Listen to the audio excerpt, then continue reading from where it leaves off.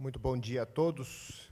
A gente vai falar de um assunto bem interessante, né? No último ano, 2018, ainda no governo do Michel Temer, uma medida provisória, as apostas no Brasil elas foram legalizadas. E o que significa isso? Não significa que as apostas não eram ilegais antes disso. A gente vivia um mercado cinza, onde as apostas elas não eram legalizadas nem ilegais. E, a partir dessa medida provisória, quando as apostas se tornam legais, parte para o Ministério da Fazenda, hoje sob o comando do ministro Paulo Guedes, para uma regulamentação dessas apostas. Isso tem um impacto direto na entrada das casas de apostas no Brasil e de como isso afeta o nosso mercado. Eu me lembro que, quando eu comecei a navegar por esse mercado de aposta esportiva, no começo eu imaginava que, entrando num site, a Polícia Federal chegaria na minha casa, bateria na minha porta e eu seria preso. Eu não, me conhecendo mais um pouquinho, até pelo pôquer, que eu naveguei mais até do que as apostas, e é um mercado que me fascina pela quantidade de dinheiro que ele movimenta, pela quantidade de pessoas que ele movimenta e pelo que ele pode trazer de benefícios para o esporte, não só o futebol, mas o esporte de uma forma geral. Então, eu queria uma palavrinha inicial de todos vocês para a gente começar a discutir esse painel. Vou começar pela Maria, da NetBet. Muito bom dia. NetBet já está no Brasil, já começou, já foi quase uma pioneira no patrocínio, inclusive, do Fortaleza. Bom dia, Maria. Bom dia e obrigado por me convidar para participar desse painel com profissionais reconhecidos do meio e poder contar para vocês um pouco a nossa experiência como operador, atuando nesse mercado que tem tantos câmbios e a nível legal. Então, eu trabalho com a NetBet desde o início da atuação no Brasil. Eu tive a oportunidade de fazer todo o acompanhamento da personalização do site, da tradução de todo o site, que foi criada uma moeda reais também, para poder atuar no mercado mais personalizadamente, a comunicação ser adaptada para esse mercado. Mas o mais importante, que a NetBet acredita que, para ter sucesso em qualquer mercado, é preciso ser criado um time específico com pessoas com conhecimento local que possam aportar tanto no mercado quanto no conhecimento do público desse mercado. E que, no caso do gambling e do Brasil, ele difere muito do que é o público e o mercado europeu, que é onde a NetBet atua com mais tempo, digamos. Então, a NetBet ela atua hoje em vários mercados que já são regulados e ela se rige por as licenças desses países onde atua e, obviamente, segue as regras de cada licença. Então, já está acostumada com essas questões. E a NetBet, como produto, ela tem a licença de Malta, que é regida por a Malta Gaming Authority, que é uma das mais rigorosas do mundo. Então, tem uma série de regras a seguir para manter a privacidade dos dados dos usuários, os fundos dos jogadores. Também tem muitas regras em questão da comunicação, que tem que ser feita com o usuário. Ele deve ter acesso a X informação em menos de X cliques, por exemplo. E também, então, a gente está muito confiante de começar a atuar neste mercado do Brasil e conseguir apoiar a economia do país Você ia falar alguma coisa? Não, eu só acho que vai ser importante a gente discutir isso realmente, porque você está me dizendo de um mercado europeu que já é regulamentado, né? Então, para ver Exatamente. como isso vai ser aqui no Brasil, porque a gente ainda vai ter mais 2 anos, com mais 2 anos, se isso não acontecer, até a gente ter uma regulamentação. Então, vai ser legal a gente descobrir como a NetBet vai trabalhar no Brasil nesse período de transição, nesse pioneirismo todo. Acho que vai ser um barato a gente discutir isso aqui também. Exatamente. E tem bons exemplos e tem ruins exemplos de legalização. E é muito importante que o pessoal que vai fazer toda a regulamentação ele esteja muito em contato com os operadores para entender e fazer um regulamento que seja bom para todas as pessoas que atuam no gambling, digamos. Ótimo. Passar a palavra para o Ricardo, porque a empresa dele talvez seja a mais importante nesse aspecto todo, porque a Sports Radar ela faz um trabalho é um estudo, né? Não é só jogar odds ali, o quanto vai pagar, mas tem todo um estudo que é feito para chegar naquele resultado, né? Então, o trabalho da Sports Radar é importantíssimo nesse meio que a gente vai viver aqui no Brasil daqui para frente, né? Sim, Ari. Primeiro, bom dia para você, bom dia para a plateia. Obrigado pela organização. O tema é ótimo. Estou muito feliz de ver um tema desse debatido com essa qualidade num evento desse. Para a audiência, para você também, Ari, entender melhor, a gente tem aqui uma combinação muito boa de um operador que já explorava o mercado. O discurso introdutório do Ari, que falou dessa situação da lei na virada do ano, ela deixou a situação na paleta mais clara do cinza. Já era uma zona cinza, ficou muito mais clara. Ainda falta bastante para ficar um mercado legitimado, regularizado. Os meios de pagamento ainda não funcionam, existem um bloqueio. A cautela dos operadores ainda existe para poder fazer tudo, inclusive marketing.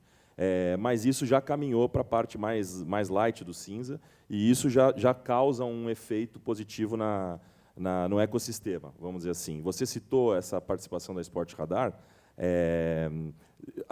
Continuando só, perdão, antes de falar sobre isso, um operador, um clube, uma entidade esportiva que já se beneficiou. Você também citou o pioneirismo dessa parceria, mas logo antes o Reinaldo, que estava aqui, já teve na federação inteira 3 campeonatos patrocinados por um site de aposta. A gente via isso mais em ligas do que em clubes, e agora isso daí, por essa cautela dos operadores começar a se dissipar, você vai ver mais isso também em clubes a partir desse ano. O Brasileirão já vai ter uma inundação de patrocínios de clubes em todas as propriedades disponíveis, e eu acho que num mercado regulamentado caminharemos aí para um modelo parecido com os europeus, que metade de uma liga top na Europa, como a Premier League, tem Masters em betting, e todos têm um betting partner, seja lá qual for a propriedade. E 2 prestadores de serviços da indústria, que sabem as dificuldades, por operarem em vários outros mercados, sabem o que aconteceu, o que funcionou, o que não funcionou, e enriquece esse discurso. Há que se prestar atenção no Brasil para vários componentes que deram certo e errado no âmbito desportivo e do jogo, para que funcione a regulamentação. O maior objetivo de uma regulamentação é absorver o mercado ilegal, é fazer com que tudo que está armado, arquitetado na legislação, consiga, de fato, absorver o jogo clandestino, com que as marcas que vão operar e os jogadores se sintam atraídos. Os preços não podem conter um ágio que repasse uma taxa, um imposto excessivo, porque aí vai ser perdida a competitividade daquele preço da aposta, eles vão continuar jogando no mercado ilegal. Então, essas são os elementos que precisam estar presentes para fazer uma legislação de sucesso, e o sucesso é absorver o jogo ilegal. Mas talvez esse seja o ponto realmente mais importante disso tudo, né? Bom, a gente vai falar bastante disso. Vitor, bom dia. Você, com Fortaleza, nesse pioneirismo com a NetBet, queria que você comentasse também como surgiram as conversas e para fechar o negócio, se houve algum receio de fechar, de estampar na camisa a NetBet ou não. Um abraço, muito bom dia. Bom dia, Ari, bom dia a todos, os amigos painelistas e público. É um prazer imenso participar desse evento.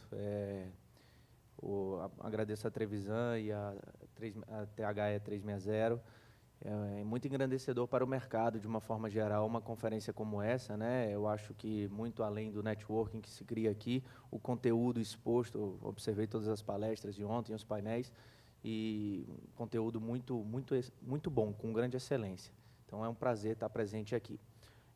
Eu vou tentar trazer para vocês um pouco da visão de clube, tá? Com essa chegada, digamos assim, desse novo mercado no futebol.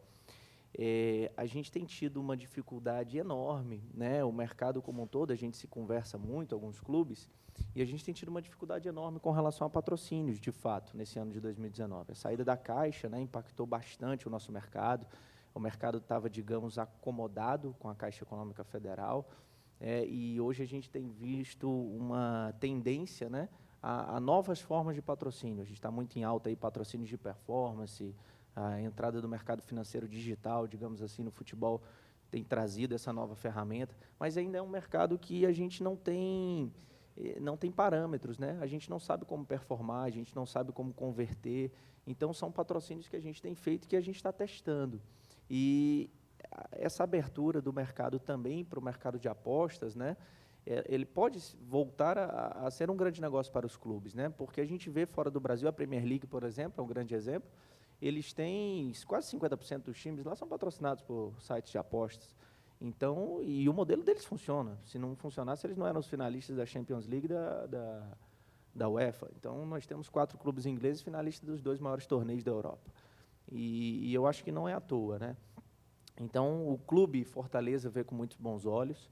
Essa lei, se eu não me engano, ela foi promulgada em 14 de dezembro. Eu lembro, lá em dezembro do ano passado, a gente, recém-vitorioso do Campeonato Brasileiro da Série B, nós sentamos para pensar o planejamento estratégico do ano de 2019, sabíamos que teríamos uma mídia muito boa nesse ano de 2019, por conta da grande exposição que nós tivemos no ano passado. O ano passado foi o ano do nosso centenário, e acabou que nós fomos campeões de uma forma incrível na Série B. Nós tivemos 36 rodadas na liderança, de 38, é algo mágico realmente, no centenário do clube. Temos um grande ativo, que é o Rogério Ceni. O Rogério Ceni é a grande estrela da nossa companhia, e é algo que nos traz uma visibilidade enorme. Então, quando nós sentamos lá atrás, clubes fora do eixo, né, a gente tem uma dificuldade. Muito se ouviu ontem aqui nas palestras que o futebol se faz com dinheiro. E para nós fazermos dinheiro, nós que somos lá do Nordeste, é um pouco mais difícil, né? As empresas, elas chegam menos até a gente busca mais as empresas. E quando nós sentamos lá em dezembro, logo após a promulgação dessa lei, a gente falou, e aí, o que a gente vai fazer? A gente consegue? Nós temos contato? Vamos correr atrás? Sabíamos que ainda passaria por um longo processo de regulação. A gente jamais imaginava que menos de um mês depois nós estaríamos com o contrato assinado com a NetBet. A NetBet assinou conosco no dia 16 de janeiro, se eu não me engano. Então, foi basicamente 30 dias após a promulgação da lei, né, que iniciava essa legalização. E foi tudo muito rápido, na verdade, porque a gente fez um mapeamento muito curto, eu confesso, né, de empresas que poderiam nos patrocinar. Coincidentemente, nós, através da agência Kleffer, né, do Kleber Leite Filho, ele nos procurou, disse que tinha um cliente. Esse cliente era a NetBet, então as conversas foram muito rápidas. Aí eu vou voltar para o que você me perguntou, Ari. Você me perguntou sobre medo, né, o receio que nós tínhamos. Esse receio não existiu dentro da nossa diretoria, tá? Houve um consenso geral de que a gente deveria sim apostar nisso. Nós somos audaciosos nesse sentido de tentar inovar de fato, e a gente queria ser o primeiro clube do Brasil a fazer isso, tá? Então a gente fechou os olhos para possíveis entraves e acreditamos que realmente poderia dar certo. E nós não poderíamos ter feito uma escolha melhor. A NetBet é uma patrocinadora hoje, eu poderia talvez colocar ela como nosso maior patrocinador. E isso eu não estou falando em aporte financeiro, porque nós temos alguns outros contratos, mas a NetBet está acostumada com ativações de patrocínio. E isso é algo que o Fortaleza tem feito muito bem nos últimos anos. Através do nosso marketing, graças a Deus, tem se destacado bastante. Nosso gerente de marketing, Márcio Percivo, inclusive, ano passado, ganhou um prêmio nacional da Máquina do Esporte, como executivo de marketing do Brasil. E a gente gosta muito de empresas, de patrocinadores que sabem trabalhar ativação, que querem ativação. Porque ontem comentaram isso aqui no painel, que o conteúdo online gera emoção e a emoção gera vendas. E é exatamente dessa forma que a gente enxerga. Quando a gente consegue ativar muito um patrocinador, eu estou gerando muito conteúdo. Aquele conteúdo está se replicando pelo Brasil inteiro. E, ao mesmo tempo, as outras empresas estão vendo aquilo e querem trazer o Fortaleza para estarem juntos também. Então, para nós, não poderia ter feito parceria melhor. Basicamente é isso. Estou à disposição. Muito obrigado mais uma vez. Valeu. Vai ser ótimo a gente ter esse ponto de vista também do clube. Um ponto de vista muito importante é o ponto de vista do Vitolo, porque é advogado, trabalhista, e ele é o orador no Congresso sobre a regulamentação de jogos no Brasil, acho que num sentido geral, e também sobre criptoeconomia. Então, acho que, para falar dessa regulação, a gente não tem ninguém melhor aqui. Então, muito bom dia. Obrigado, Adi. Bom dia. Bom dia a todo mundo. Meus colegas de painel aqui. Ricardo é um grande amigo. Estou sempre com o Ricardo aí nos congressos, tudo quanto é canto. Eu sou advogado no Rio de Janeiro. Sempre fui um advogado normal, tradicional, na área tributária. Dou aula de direito tributário na PUC. Aliás, tem o diretor da Trevisan está aqui. Dei aula na Trevisan também de processo tributário. Até que fui procurado por 2 americanos que me chamaram para ser sócio de uma empresa de pagamento, que é Online PS, e a gente fornece pagamento para todas as indústrias, mundo afora, inclusive aqui no Brasil. Como disse o Ricardo, o pagamento ainda de empresas de jogo aqui no Brasil ainda está engatinhando, porque a gente tem ainda um problema com legalidade, mas a gente atinge outras indústrias.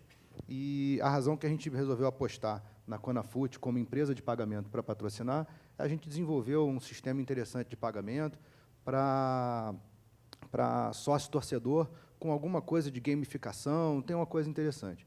Mas hoje aqui eu não vim, estou só apresentando a empresa, mas vim para falar efetivamente de regulamentação de jogos, né? O que aconteceu foi, advogado e dono de uma empresa de pagamento, atuando no mercado de jogos na Europa, foi algo natural que eu começasse a canalizar um pouco de esforço para a regulamentação de jogos aqui no Brasil. E já há 6 anos que eu venho, junto com o Ricardo e outros tantos participantes, nessa via crucis para legalizar os jogos aqui no Brasil. A maior parte do esforço que eu concentro está na parte dos jogos online, muito pouco do físico, porque, como empresa de pagamento, o jogo físico não faz muito sentido para nós. O jogo online, sim.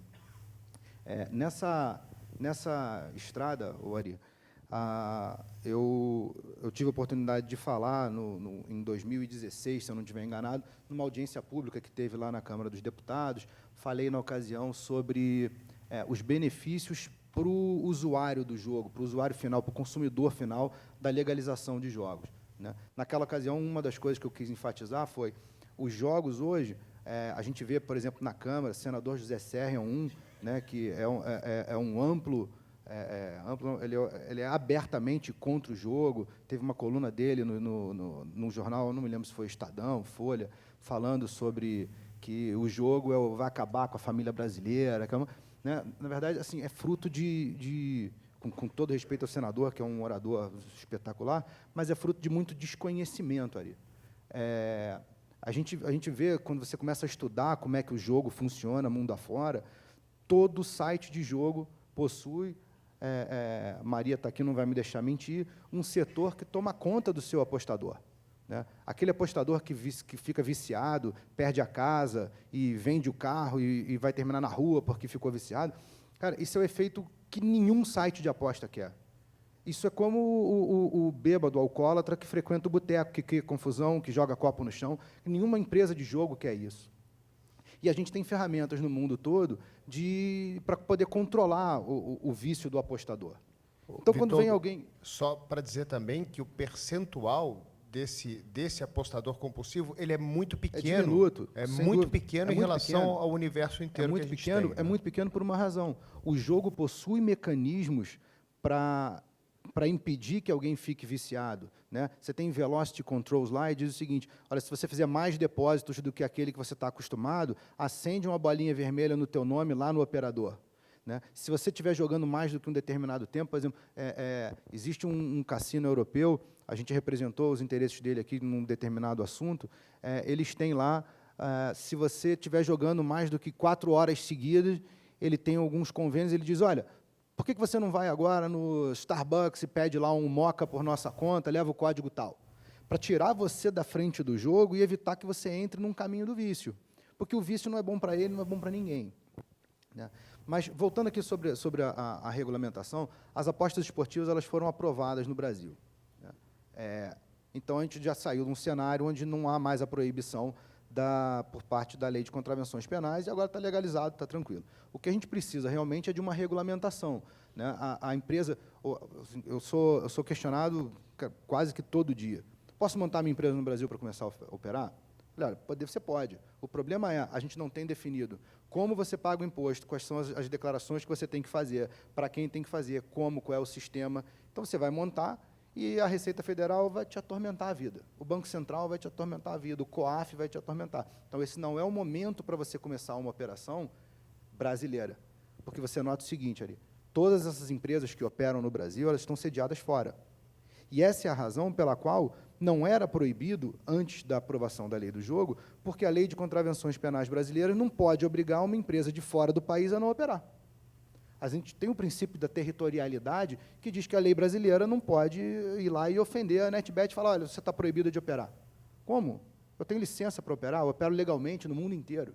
Na verdade, ela opera num domínio .com, que está hospedado, especificamente eu não sei onde, mas de uma maneira geral, os domínios estão hospedados em algum lugar do mundo, e o contrato de aposta que o usuário faz é um contrato de aposta que tem territorialidade naquele endereço estrangeiro. Então, essa aposta, o jogo está ocorrendo fora do Brasil. Se eu consigo acessar aqui pelo meu telefone, isso é um outro problema. A gente tem uma saída. A China apresenta saídas para nós. Você eu bloqueio os sites e acabou o assunto. Né? Quanto a essa audiência pública, Ari, isso é algo que eu queria deixar muito claro para os senhores, qual é o lugar dos senhores nessa discussão. E vou dizer o seguinte, a lei de apostas esportivas vai tratar exclusivamente das empresas com apostas esportivas sediadas no Brasil num futuro próximo. Espero que antes desses 2 anos. O problema é o seguinte, vem a NetBet, se instala no Brasil, sede no Brasil, no Rio de Janeiro, se Deus quiser, tomara que seja na Barra da Tijuca, pertinho lá do nosso escritório, né? E começa a operar no Brasil. Pois bem, o site que decidiu não vir para o Brasil está operando lá fora no domínio dele .com. E esse cara está oferecendo para o mercado brasileiro, através de um contrato de apostas que é celebrado no exterior, porque você assina lá digitalmente o contrato de apostas no exterior, ele está vendendo bingo, roleta, blackjack, poker, está tudo dentro do site dele. Mas a NetBet não pode oferecer nada disso, porque a nossa legislação diz que foi aprovado apostas esportivas. O que o cara de fora faz? Ele canaliza parte daquele lucro que ele tem com outras atividades para subsidiar melhores odds do que a da NetBet que se instalou no Brasil. E o apostador não tem tamanha fidelidade. Quando ele olhar que o cara está pagando R$2 para o Flamengo e que tem um site estrangeiro pagando R$2,70, é R$2,70. Em pouco tempo, esta operação estruturada no Brasil está fadada a um insucesso. Então, o que a gente vai ter agora, no dia 22, semana que vem, tem alguém aqui do Paraná? Legal. Deputado Evandro Roman, lá do Paraná, sinalizou lá um positivo. Deputado Evandro Roman, do Paraná, me pediu que montasse um painel dentro da audiência pública. E foi o que eu acabei fazendo. Chamei gente do mundo inteiro. Um das pessoas que vai falar é o Tiago, que trabalha com o Ricardo. Vai falar sobre integridade nos esportes, no ambiente de apostas esportivas. Ricardo depois vai explicar isso. Montamos lá um painel, onde a gente vai explicar para o legislador exatamente isso que eu falei. Olha, regulamentar somente as apostas esportivas não vai dar certo. Cara, se tem algo, é a única vantagem de ser o último, praticamente, a regulamentar o jogo no Brasil, só tem uma vantagem, é olhar para todo mundo que já fez e saber o que foi feito certo ou errado. Então, o que a gente precisa que os senhores façam é que os senhores batam lá no gabinete do vereador, do prefeito, do deputado estadual, do federal, todo mundo, porque o futebol tem uma força política brutal, e explicar para eles, está errado. Vai ter uma audiência pública no dia 22, lá dentro da comissão de esportes para tratar sobre tudo isso que eu muito rapidamente estou explicando aqui. E a gente precisa que todo mundo esteja lá. É dia 22, vocês têm que catar um avião, seja lá de onde vocês estiverem, e vai todo mundo para lá, porque se a gente não pressionar aquelas pessoas, aqueles congressistas, vai sair uma regulamentação torta. Ela já não é boa. Ela tem erros de cálculo básicos. Ela trata de uma divisão de receitas e ela deixa 8% de margem líquida para um operador de apostas esportivas. Só que eles não combinaram com os municípios. Se o município disser que é 5% em cima da receita, só sobram 3%, quebrou a empresa. Não opera uma semana. Então, a gente tem problemas lá que a gente precisa corrigir. E para o próprio apostador também?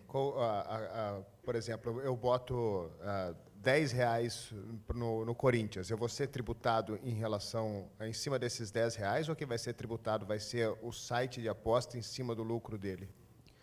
Olha só, os raros lugares no mundo que tributaram o apostador têm um desempenho de apostas pífio. Portugal. Portugal já conseguiu modificar, a França continua com essa sistemática. O que a gente tem no Brasil é criar uma tributação para o jogador, mas aplicaram a ele uns limites de isenção, aonde o jogador comum vai acabar não pagando.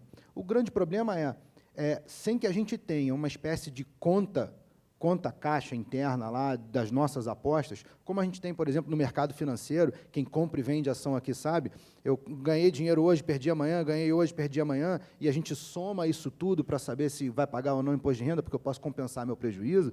Do sistema que está feito, isso não acontece. Então, se eu ganhar R$100 hoje num site, perder 50 amanhã, perder 50 depois de amanhã, cara, eu estou pagando lucro em cima de 100, mas ninguém contou meu prejuízo.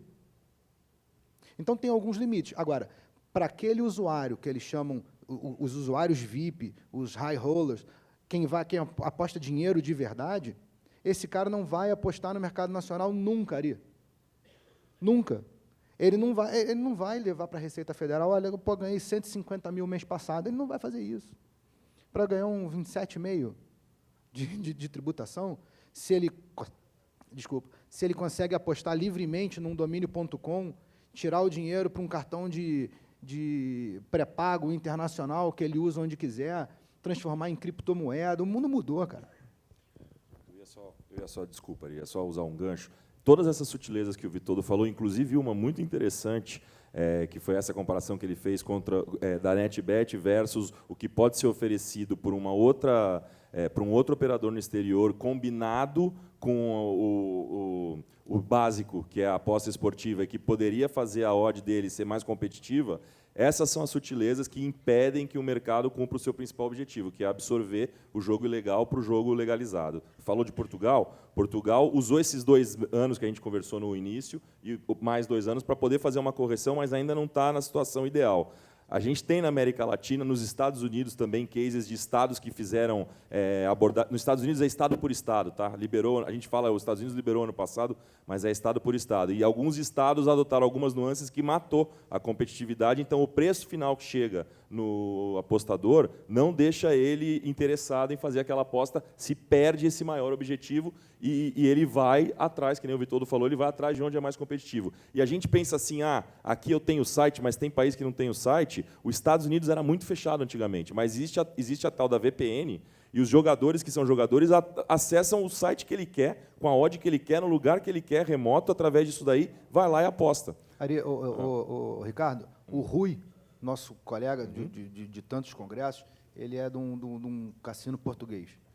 96% das apostas feitas no Super Bowl de 2 anos atrás eram no mercado ilegal. 96%. Eu não estou errando no número, não. 96% foram feitos através de VPN, fora daquele ambiente permitido nos Estados Unidos. Para ajudar a entender melhor esse número, o mercado era fechado, mas você nos Estados Unidos já tinha sports betting dentro dos cassinos. Então, os 4, 96 ou 94 você falou? 96. Os 4 que sobraram eram as apostas que já eram legalizadas há anos, feitas no MGM, cassino, no Caesars Cassino, mas a grande maioria foi feita via VPN, porque o mercado era fechado, os sites não funcionavam, mas o pessoal acessava porque eles iam atrás do que interessava a eles. A gente vê nessas 2 falas de vocês algo ainda muito preocupante. em relação ao que acontece no Brasil. Então, eu queria saber da Maria se a empresa ela fez um estudo, ela tem um estudo em relação a isso, como que ela vai se portar em relação a tributos, em relação a essa competitividade que o Vitondo falou muito bem, que é a competitividade com o site.com, que está voando por aí. Um dia ele está num lugar, esse lugar não pode mais, ele migra para outro lugar. É internet, é virtual. Ele pode estar onde ele quiser. E você vai poder estar só no Brasil, com uma casa de apostas, talvez física, na Avenida de Copacabana. Então, qual o estudo que a empresa tem em relação a isso, a preocupação da empresa em relação a isso que o Vitondo falou? Então, a ideia da NetBet é poder atuar no Brasil com uma licença mesmo, e a gente está confiante que o Vitondo está fazendo um bom trabalho e o governo vai fazer uma regulamentação que seja boa para que a gente possa conseguir continuar atuando e continuar investindo no Brasil. Para a gente falar agora sobre futebol especificamente, né, estamos no Conafute, pode ser, você destacou, né, a saída da Caixa do patrocínio esportivo. Pode ser a salvação para muitos e muitos clubes hoje no Brasil, essa legalização e essa entrada dos sites de apostas no Brasil? Ari, eu acredito que sim, tá? Até porque a gente vê a força desse mercado em outras grandes ligas, né, pelo mundo, né, como eu citei anteriormente. Mas eu acho que não deixa de ser um alerta, né, para todos nós clubes. Eu acho que há uma necessidade geral dos clubes, sejam grandes ou pequenos, de gerar receita de todas as formas possíveis, não somente através de patrocínios estampados na camisa. Hoje nós temos no Fortaleza, por exemplo, dentro da minha prateleira, eu vendo mais de 20 ativos, e a camisa é só um deles. Então, assim, a gente se preocupa, obviamente, porque não deixa de ser talvez a nossa principal propriedade, né, a nossa camisa, mas a gente também vê essa situação como algo, peraí, vamos procurar uma saída, e a gente tem feito isso, mas a gente já espera muito que isso melhore, tá? Eu só não gostaria que nós ficássemos mais uma vez dependentes de como nós estivemos há 3, 4, 5 anos da Caixa Econômica Federal. A gente estava envolvido em um cenário em que dos 20 clubes da Série A, se eu não me engano, 10 ou 12 estavam com a Caixa, e a gente estava, teoricamente, preso a isso, né? Não à toa, agora em janeiro, quando a Caixa saiu, quando comunicou a todos os clubes, né? Lembrando que essa decisão da Caixa é uma decisão puramente estratégica, porque os dados de Ibope Repucon que nós temos do ano passado da Caixa, eles trazem um ROI absurdo.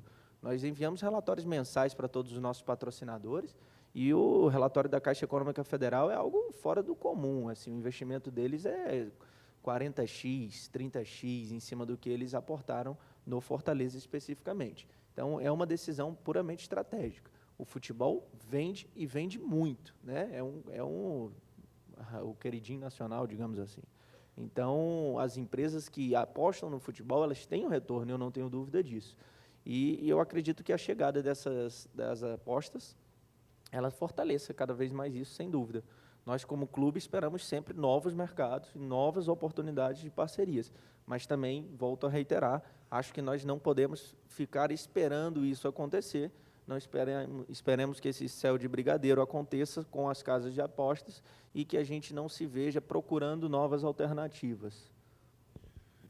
Ricardo, Vitondo, como é que a gente atesta a segurança do esporte num possível cenário, ou num cenário que já é real, de apostas, né? Como é que a gente atesta a segurança do que acontece dentro de campo? Bom, falemos de integridade, então. Foi a isso que você se referiu na introdução, quando você falou de um serviço importantíssimo.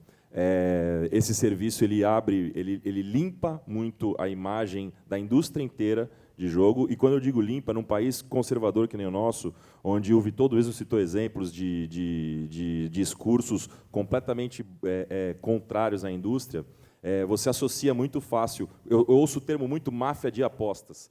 São duas coisas combinadas num termo errado. Máfia é é um ato de bandidagem que não tem a ver com apostas, que é uma parte de uma indústria beirando o entretenimento, que fomenta o engajamento, que tem várias situações positivas. O que faz uma cisão entre esses dois termos é uma palavra que a indústria chama de integridade. E ela vem, para explicar o que significa esse termo único, é o controle contra a manipulação do resultado que beneficiaria uma aposta fraudulenta. A situação clara de um criminoso chegar num jogador e aliciar esse jogador para produzir um resultado em campo que beneficia uma aposta que ele vai fazer, ou seja, toma 2 gols no segundo tempo. É uma das mais comuns porque ela é sutil para ser detectada. Entendeu? E esse tipo de fenômeno é um dos piores fenômenos derivados do mundo de apostas. Existem 2 que são muito combatidos pelo mundo, e é importante também reforçar o que já foi falado aqui, as empresas de apostas todas são conscientes e motivadas a ajudar a combater. O primeiro é esse, o segundo é o que pode incitar o vício do jogador. A gente está falando, então, desse primeiro, a integridade. Se faz com controle em que eles próprios ajudam os provedores de análise, como a Sport Radar é uma, e foi assim que começou a atuação desse mercado, vamos dizer assim, mais fortemente aqui na América do Sul.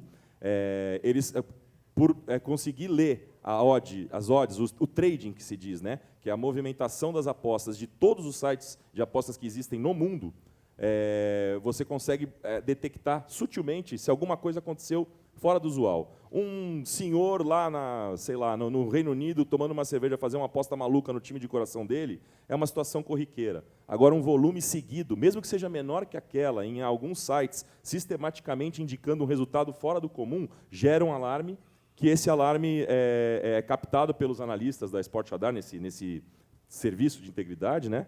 E, com isso, se automaticamente cria uma situação de analisar o que está acontecendo em campo naquele minuto, antes do fato. E aí acaba saindo, muitas vezes, infelizmente, em mercados em que a gente sabidamente reconhece o risco mais alto, acontece lá o lance fraudulento. O pênalti que não foi pênalti é marcado, o gol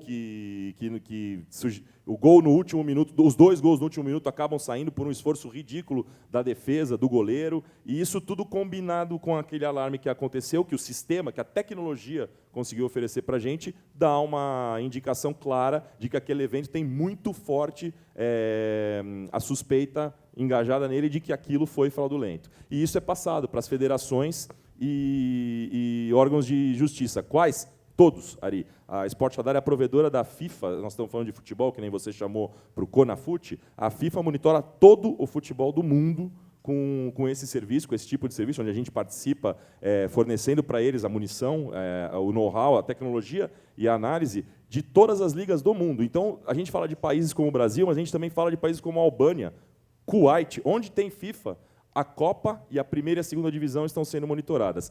E, proativamente, várias outras ligas preocupadas com a saúde desse item estendem isso para as outras ligas que não são essas cobertas do guarda-chuva da FIFA. Na Europa é muito comum, então, da Série B para frente, para trás, né, ou melhor dizendo. E aqui no Brasil, curiosamente, o único que não era regulamentado e teve isso foi o nosso país. A Federação Paulista, que falou aqui no Reinaldo antes, foi a primeira que fez isso. Eles não têm nenhum contrato coberto pelo guarda-chuva da FIFA, porque o âmbito deles é estadual, mas eles compraram, eles investem nesse serviço de integridade para todas as suas competições, há 4 anos. A Conmebol seguiu logo depois, antes da FIFA fazer uma absorção geral, a Conmebol seguiu logo depois, e a CBF também prestou atenção, percebeu que era um risco iminente, vendo o que acontecia nos resultados provenientes da Federação Paulista, que desencadearam uma série de ações interessantes, como a Operação Game Over. Na segunda semana do nosso monitoramento com a Federação Paulista, já foi possível dar munição para a legislação civil ir atrás desses contraventores. A CBF estendeu até por todas as séries, além da Série B, nas suas competições também. O que aconteceu com isso? Por que eu estou citando isso ali? E foi importante, porque isso ajudou a limpar aquilo que eu falei no início, a limpar a imagem, fazer a cisão entre casas de apostas são do mal e o esporte precisa ficar saudável disso daí. As casas de apostas continuaram atuando, ajudaram, as federações que começaram a entender esse monitoramento de integridade, entenderam, reconheceram que eles ajudam, sem eles é impossível poder fazer essa detecção e fazer essa análise, e todas elas pediram para nós mesmos, nós já estávamos falando sobre integridade de aposta, para nós mesmos aproximarmos um betting partner deles. Então, aqueles primeiros eventos, que foi o verdadeiro pioneirismo de patrocínio aqui, foi as marcas na Sul-Americana, na Comebol, era a Boombet na época, a Bodog na Copa do Brasil, e a Federação Paulista, 2 anos atrás, com a Bet90, foram todas intermediações que eles nos pediram, uma vez que eles entenderam que o mercado era saudável, era positivo, e eles estavam maduros também para abraçá-los, para que eles participassem do negócio futebol, contribuindo com algo mais legítimo como um patrocínio. É quase um efeito cascata isso tudo, né? Parte de uma integridade para uma regulamentação, para um aval do operador que vai gerar dinheiro para o clube, né? É quase um efeito cascata isso tudo, né? Mas primeiro tem que acontecer isso, né? A integridade, a integridade é parte principal de todas as regulamentações que aconteceram no mundo. Sorte nossa que isso já é bem maduro aqui há algum tempo. Antes da gente começar a ter, em eventos como esse, um assunto sobre betting, antes da gente começar a ter, em clubes e federações, patrocínio. Praticamente, ali, 2 anos antes disso começar a acontecer efetivamente, já tinha integridade feita por essas ações que eu citei aqui. Eu vou complementar, Ricardo, algo que tem que ser desmistificado ali. A casa de apostas é a maior vítima do resultado fraudulento. Porque quando ela diz que ela vai pagar 5 vezes, 10 vezes um determinado resultado, ela tem uma estatística por trás disso.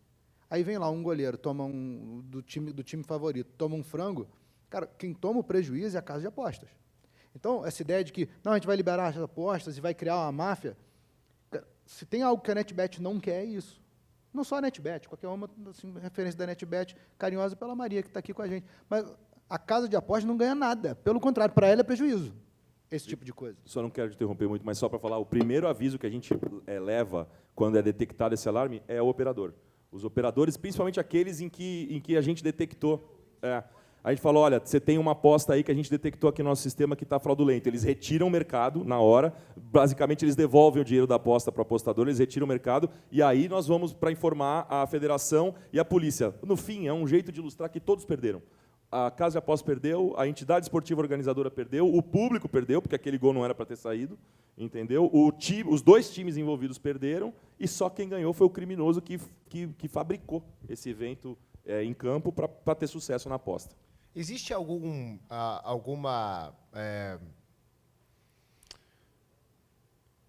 receio dos clubes desse mercado, disso ser legalizado, por exemplo, não só pela questão financeira, mas exatamente por essa questão dentro de campo, né, de um resultado que possa ser afetado por causa de um ou de outro, que dentro de campo vai fazer com que o resultado mude? Será que dentro dos clubes pode ter essa grande preocupação e essa restrição também da entrada dos operadores aqui por conta disso? Nos clubes conscientes, Ari, já existe. E cito o que significa essa introdução de clubes, esse destaque para clubes conscientes.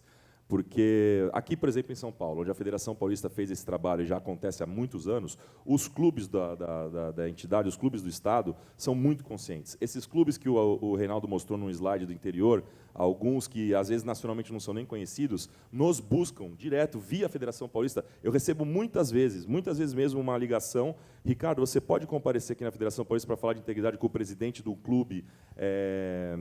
Vou citar um caso, aquele crime que aconteceu com o jogador do São Bento, no ano passado, ele poderia ter uma relação, porque o presidente do clube começou a detectar uma atitude suspeita de alguns clubes, de alguns jogadores, e eles começam a ficar de olho nisso. Uma pessoa estranha na concentração, oferecendo alguma coisa, sei lá, nem que seja pagando um churrasco, já chama a atenção de um clube aqui.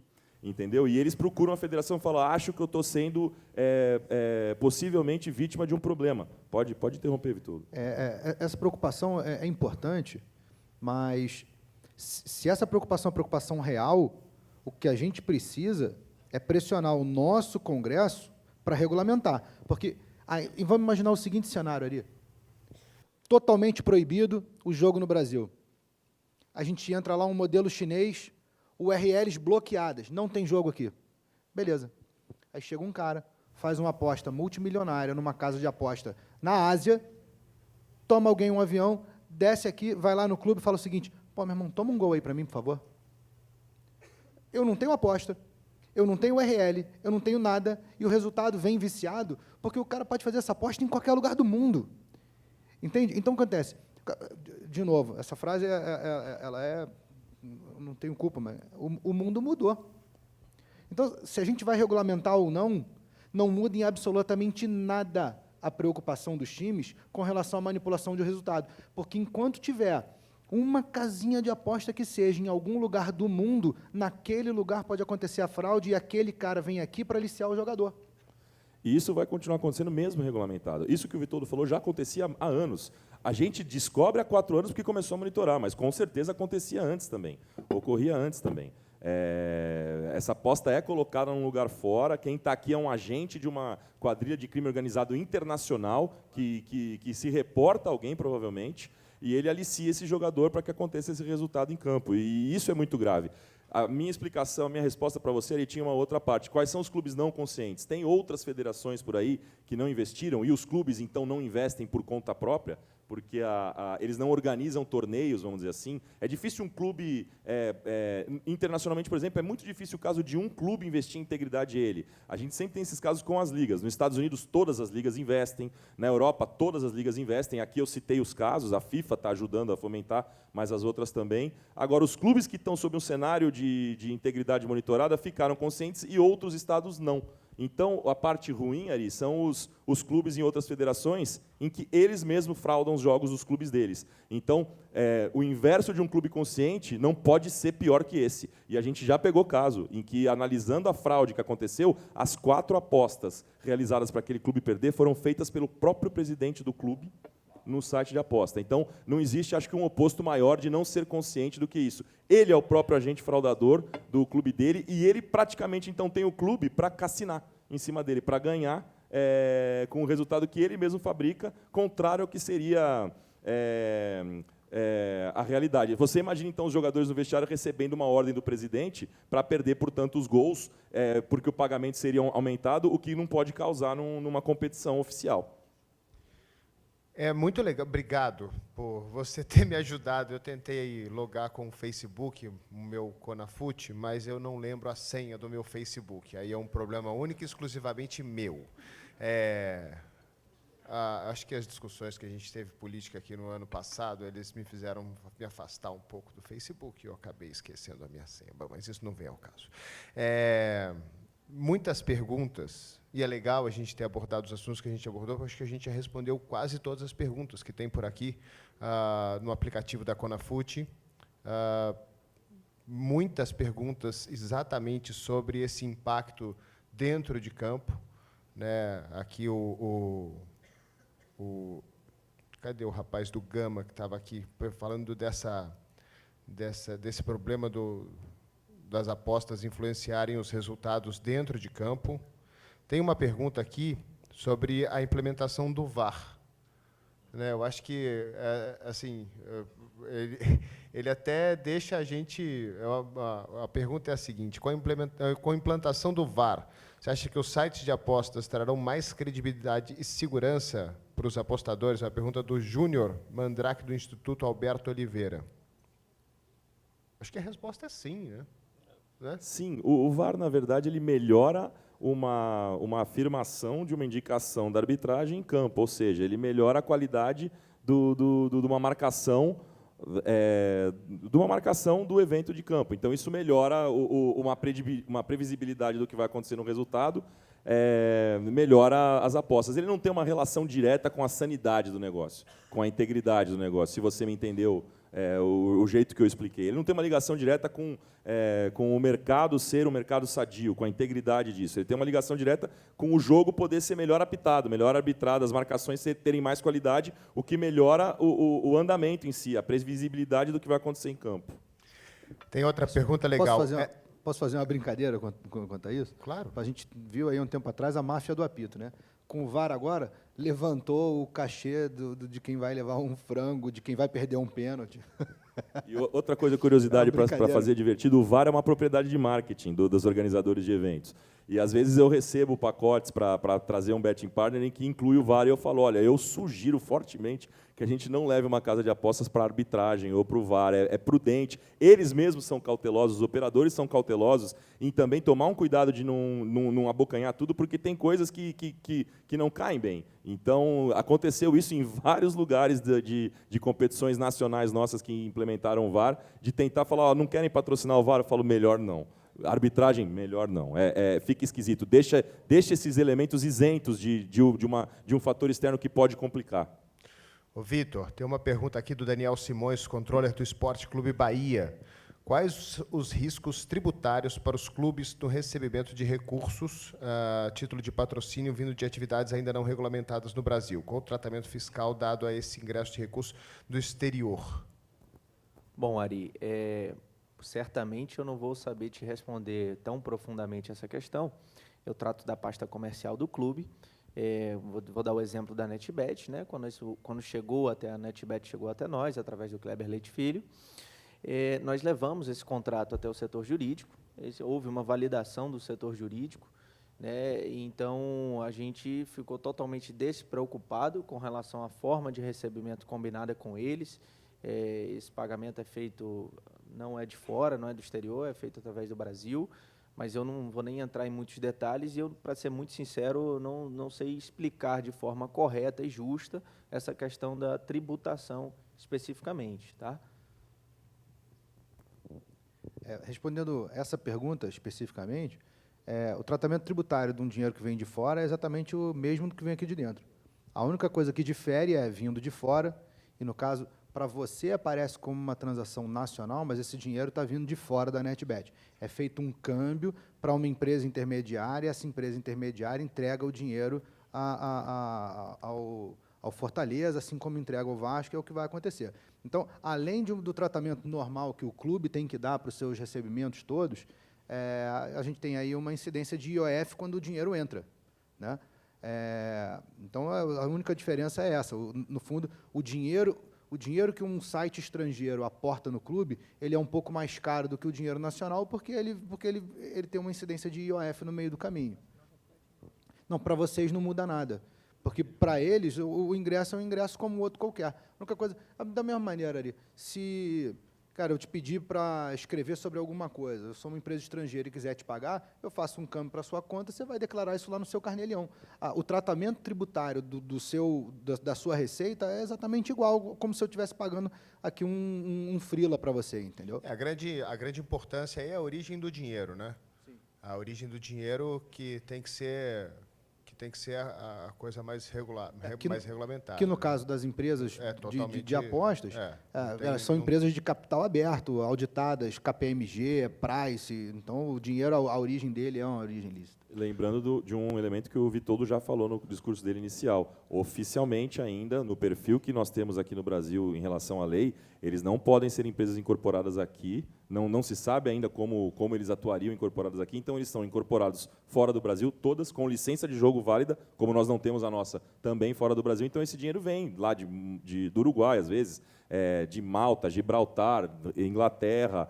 Quando é recebido aqui é porque existe uma agência aqui, um agente aqui, que foi o que aconteceu com o clube, um agente que recebe, esse sim, passou pela, vamos dizer assim, pela parte dura de fazer o recebimento da remessa do exterior, é trivial, tem um delay de pagamento entre as transferências de banco, e aí o dinheiro já está aqui, sob essa tributação. Maria, não pode complementar, que eu vou botar outro assunto para Maria. Eu ia terminar esse assunto dando o exemplo da NetBet, né? Quando a NetBet resolveu investir no mercado nacional, e isso foi antes até da medida provisória, isso é um troço que a gente tem que tirar o chapéu para a Maria e a equipe dela, porque foi realmente um movimento ousado, né? A gente lá no escritório ajudou a construir a legalidade disso daí, e eles começaram a apostar no mercado nacional no metrô do Rio de Janeiro. Quem é do Rio de Janeiro aqui entrou no metrô, viu lá aquele monitorzinho falando lá da NetBet. Quem teve no Maracanã, no segundo semestre do ano passado, viu lá que a NetBet era um dos patrocinadores do Maracanã. Então, a gente construiu a legalidade disso daí, né, na ocasião, e o dinheiro caía numa empresa que administrava os pagamentos da NetBet, né? E de uma maneira totalmente normal, né? A gente vê aí na televisão, às vezes não tem anúncio do Conrad. Venha para o Uruguai, fique no Conrad. Que diferença faz? Essa é a grande questão. A pessoa, não, mas o jogo é proibido no Brasil. Ah, tá, e o do Conrad não é a mesma coisa, né? Que diferença faz eu anunciar que você pode fazer uma aposta num site, em domínio.com, hospedado em Ilha de Man, ou dizer que você pode pegar um avião, ir para a Punta del Este e apostar dentro do Conrad? Né? O fundamento é o mesmo, né? É verdade. Eu não vou te pedir, Maria, obviamente, nenhum detalhe sobre as negociações que foram feitas para a NetBet formular esses contratos de patrocínio com os clubes, né? Mas eu queria saber se essa entrada ela foi muito tranquila, se teve alguma resistência, se foi algo natural para acontecer e se vocês têm alguma parceria já mais para frente com alguma organização, algum outro clube. Então, foi tranquila, sim. E a gente tem pensado, sim, continuar fazendo parcerias com outros clubes. E, de fato, eu falo parcerias porque não é só um patrocínio, a gente tenta fazer em conjunto com os clubes que a gente está patrocinando ações para dar um valor agregado nos fãs, que no final acaba sendo até mais importante que o patrocínio da camisa em si. A gente tem várias ações que estamos fazendo com Fortaleza, de promoções específicas para os fãs deles, damos de presente camisas, scooters, entradas nos jogos, lá nos camarotes, e até nas obras sociais que eles fazem. Então, a ideia da NetBet é continuar, sim, investindo, mas investindo no Brasil, neste momento que é meio complicado, é mais um ato de confiança e de dizer que a gente está aqui, que tem pessoas interessadas em investir no mercado e em que o mercado seja regulamentado, porque hoje a gente, como site, enfrenta diversas barreiras para conseguir atuar no país do jeito que está. Não é legal, digo de bom, para a gente atuar do jeito que está hoje. Em relação à divulgação de informação, tem muitas proibições a nível de redes sociais, a nível de Google, que você acaba podendo ter até a tua conta banida por dizer uma palavra específica, então tem que ter muito cuidado com isso e é muito limitado. Depois, tem outra barreira muito importante que já é até na parte da experiência do usuário no site, que é o que falava hoje o Ricardo, da questão dos métodos de pagamentos, que eles funcionam de um jeito muito ruim. Eu me atreveria a dizer até que 75% dos nossos usuários têm problemas para depositar. Então, isso não é nem beneficioso para os usuários, nem para nós, nem para ninguém. Então, tem outro fato também que joga em contra, que eles comentaram hoje mais cedo, que é a questão da confiança nos sites. Que no mercado pouco não regulado como este, atuam em conjunto sites sérios e sites não sérios. Então, o medo mais grande que o jogador brasileiro tem é de ser roubado pelo site, que o site não pague, que o site vá embora do Brasil, digamos, que feche e que vá embora com o dinheiro dele. E isso acontece por dois motivos. Um, que justamente convivem sites que realmente fazem isso, mas também a questão dos métodos de pagamento joga muito em contra da gente, porque muitas vezes o pagamento nem chega no site. E o usuário que pensa é que o site está roubando dele. Então, também não é nada positivo. E, além disso, tem a questão de que os sites de gambling são mal vistos, que eles também comentaram hoje mais cedo, e que isso também não é verdade. Tem toda essa questão de jogo responsável, que a gente trabalha com todas as questões que o Witoldo falou, mas, além disso, um usuário ele pode se autobanir por uma semana, por um mês, por um ano, e depois o jeito dele voltar para jogar não é imediato, leva uns dias para ele poder pensar realmente do que ele está fazendo. E também a gente tem interesse, como falavam antes também, em ter jogadores que joguem por diversão e não que afetem as finanças. Então, todos os sites que estão regularizados como nós, tem uma questão de que quando o usuário acaba depositando um nível muito alto, ele é solicitado de entregar uma prova de ingressos para também saber que ele está jogando que isso não está afetando as finanças deles. Então, em resumo, o que eu quero dizer é que, apesar de todos esses fatores que a gente tem em contra de nós, de qualquer jeito, o Brasil ele tem um mercado muito grande e muito interessante, e a gente tem interesse de continuar aqui, e com uma regularização, isso obviamente vai crescer, e muitas outras empresas vão se animar a investir nos clubes de futebol, que hoje não são todos, justamente por todos esses fatores que acabam gerando uma situação meio como não muito certa de como vai funcionar. Você tem uma porcentagem de quantos dos seus apostadores eles são recreativos? Porque eu, na minha cabeça, eu tenho que isso aí deve representar cerca de 98% da sua base. Eu leigo, totalmente leigo, porque as pessoas que eu conheço, a grande maioria, eu conheço alguns jogadores que apostam aí, praticamente, quase profissionalmente, porque existe uma matemática envolvida em relação a isso também, né? E quando você conhece essa matemática, a longo prazo você pode ter um lucro maior, algo muito complexo, que eu também não vou entrar em detalhe. Mas a grande maioria é o apostador recreativo, né? Aquele que vai apostar R$1,50, R$2 ali, para trazer alguma emoção a mais para o jogo que ele está assistindo pela televisão, né? Sim, certo. A maioria deles são esses jogadores recreativos, e eles são por dois motivos. Um deles é que são os que nos interessam, então tem um trabalho por trás que é para forçar a atividade desses jogadores e não dos outros, que não interessam nem para nós, nem para os jogadores. E também tem toda essa questão do jogo responsável, que, para a pessoa que é viciada, ele tem uma série de questões que fazem com que ele não acabe apostando mais do que deveria. Então, em consequência de tudo isso, sim, a maioria dos nossos jogadores eles são os recreativos.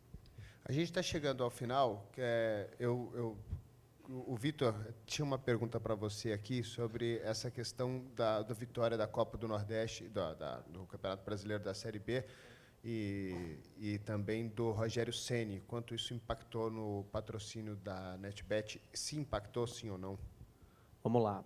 O impacto, né, do Rogério Ceni e do hype que nós tivemos, digamos assim, por um ano muito bom, né, no ano de 2018, ele impactou não só com a NetBet, em todos os nossos contratos atuais. Nós temos outras negociações, outros contratos com patrocinadores, e eu não tenho dúvidas de que isso foi impulsionado por esse grande momento que nós vivemos.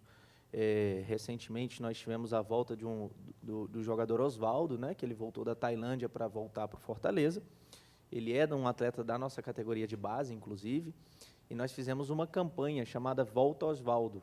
Nós lançamos para os nossos torcedores 4.000 camisas, e essas camisas deveriam ser vendidas. Nós tínhamos produzido em torno de 15, 16 peças de publicitárias para serem desenvolvidas durante uma semana, mais ou menos.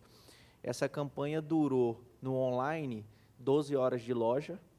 Ela vendeu as 4.000 camisas em 12 horas, o que representou mais ou menos uma camisa vendida a cada 9 segundos, e nós tivemos que abrir mais 2.300 camisas. Então, nós vendemos 6.300 camisas. A brincadeira, o mote da campanha era a volta do Osvaldo. Nosso presidente, Marcelo Paes, fez uma brincadeira, obviamente que estava tudo acertado, mas que para efetivamente assinar o contrato e trazer o Osvaldo de volta, a gente precisaria vender essas 4.000 camisas. Vendemos 6.300. Estou dando um exemplo dessa campanha de marketing que nós fizemos para mostrar o engajamento da torcida do Fortaleza nesse último ano e agora no ano de 2019.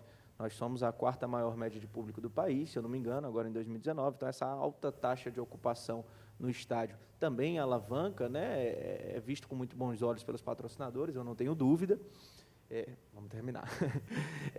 E também é muito interessante que o Fortaleza, ele aparentemente é uma ótima porta de entrada para as empresas que querem começar uma operação no Nordeste, porque a gente tem sido procurado por muitas empresas que estão iniciando por lá. É óbvio que nós temos grandes clubes e grandes torcidas também no Nordeste, mas eu tenho visto o Fortaleza como um grande potencial para essas empresas. Então, não tenho dúvida que alavancou sim. Esse contrato foi feito, volto a reiterar, através de uma agência, né, a Clefer. Inclusive, pessoal, eu trouxe 200 cartões aí, todos os agentes que precisarem, então eu estou à disposição logo depois, tá? Foi feito através da Clefer, mas eu não tenho dúvida que deve ter impulsionado, sim. Talvez o pessoal da NetBet possa falar um pouco melhor e como que o Fortaleza chegou assim até eles. Tá bom? Aproveito para agradecer a oportunidade a todos vocês de estar aqui presente, sem dúvida, é muito engrandecedor para mim. Eu trouxe uma camisa do Fortaleza, e aí eu deixei a cargo do pessoal da organização aí, para eles fazerem um sorteio, não sei como é que eles vão fazer uma brincadeira, essa é a nossa camisa nova, a nossa camisa que tem o patch de campeão nacional. Espero que em breve ele tenha outros patches, né? Se Deus quiser. Mas muito obrigado, pessoal. Legal. Eu queria saber se a placa que subiu dos 5 minutos é para o final do tempo regulamentar e o árbitro ainda vai dar um acréscimo ou não, né? Ô Vitor, eu queria mais uma palhinha sua de um tema, a gente está com o tempo estourando, mas acho esse tema muito importante. A Maria falou bastante de como o dinheiro vai para dentro do site, e eu já ouvi muito na minha vida que o grande problema é esse também. Porque como o site ele não tem base no Brasil, você pega um dinheiro brasileiro e manda ele, teoricamente, para fora do país. Queria saber quanto isso procede, o quanto isso é real ou não. A experiência que a gente tem, né? Você quando entra num site estrangeiro e resolve que vai fazer um depósito na sua conta de jogador, esse dinheiro necessariamente tem que sair. A gente tem algumas empresas trabalhando dessa maneira no mercado. Dependendo um pouco da indústria, a nossa empresa a gente faz um pouco diferente do que fazem os outros, né? A maior parte das outras empresas de processamento de pagamento, elas mandam esse dinheiro como se você ali estivesse mandando dinheiro para você mesmo, lá fora, e lá ele entrega o seu dinheiro para aquele site estrangeiro, né? É uma forma de mandar, é a forma mais barata de mandar, com certeza, não é a forma que, na minha concepção, seria a maneira adequada de fazer. Por uma razão, acaba que tem um contrato de câmbio no seu nome, como se você tivesse mandado dinheiro para você mesmo, que não é realidade, né? Na verdade, você nunca mandou dinheiro para a sua própria manutenção. Aquele dinheiro ele tinha um destino, e não era você, né? O que a gente faz, a gente consolida o dinheiro semanalmente dos nossos clientes, seja de qual indústria que for, a gente tem sites de relacionamento, a gente tem streaming, e a gente manda o dinheiro para aquele cara, especificamente, com a lista de quem são os responsáveis por aquele dinheiro. Então, a gente cumpre as determinações do Banco Central de identificar a origem e o destino do dinheiro. Então, sempre que sai um câmbio qualquer, ele sai com a lista de todos os CPFs, o valor, a origem, que não é a origem, não é a pessoa física, a origem é a empresa de pagamentos, e cujo destino é direto à empresa de apostas, né? Isso eleva muito a taxa de IOF, a operação fica mais cara, mas ela fica totalmente compliant com a lei brasileira, né? Então, é dessa maneira que é feito. Você me dá um segundo, porque claro, eu preciso ser justo aqui. Por mim, eu falei do Paraná, e tem alguém aqui do Amazonas? Legal. Deputado federal, delegado Pablo. É um nome, cara, importantíssimo no processo de regulamentação do jogo no Brasil. 2 razões. Ele é vice-presidente da Frente Parlamentar em prol do jogo. E, número 2, ele é delegado de Polícia Federal. Ele sabe exatamente a repercussão de um mercado negro funcionando, operando, e de um mercado regulamentado. Então, as 2 pessoas que têm hoje a maior relevância, na minha opinião, na Câmara dos Deputados em Brasília, são Evandro Romano, do Paraná, e delegado Pablo, do Amazonas. Chegando em casa, por favor, liguem para o prefeito, para o vereador, para o deputado estadual, que os senhores auxiliaram, que os senhores ajudaram, e diga assim, dia 22 de maio, semana que vem, tem uma audiência pública importante. Façam carga. A gente depende disso. Legal, Vitor, obrigado, parabéns por todo o seu conhecimento, né? Acabou, mas eu preciso de uma palavrinha final da Maria, também do Ricardo. Gente, muito obrigado, muito legal, parabéns para vocês também por todo o conhecimento de vocês. Obrigado, Maria. Muito obrigada a vocês por compartilhar esse painel conosco. Ricardo, muito obrigado. Eu que agradeço, obrigado por mediar, obrigado pela discussão. Colegas panelantes, Vitoldo, que estaremos juntos em vários outros eventos.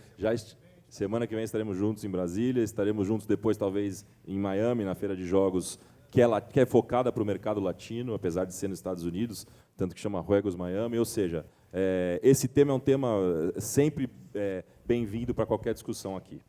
Legal, muito obrigado a todos vocês também que acompanharam o nosso painel aqui nesse debate muito importante sobre a legalização das apostas esportivas no Brasil. Como disse o Vitoldo, o mundo mudou e o mundo, a partir de agora, tem outro viés de entretenimento, de investimento, de patrocínio. Então, vale essa discussão, vale a nossa reflexão sobre tudo o que está acontecendo. Muito obrigado a todos, obrigado por ter acompanhado.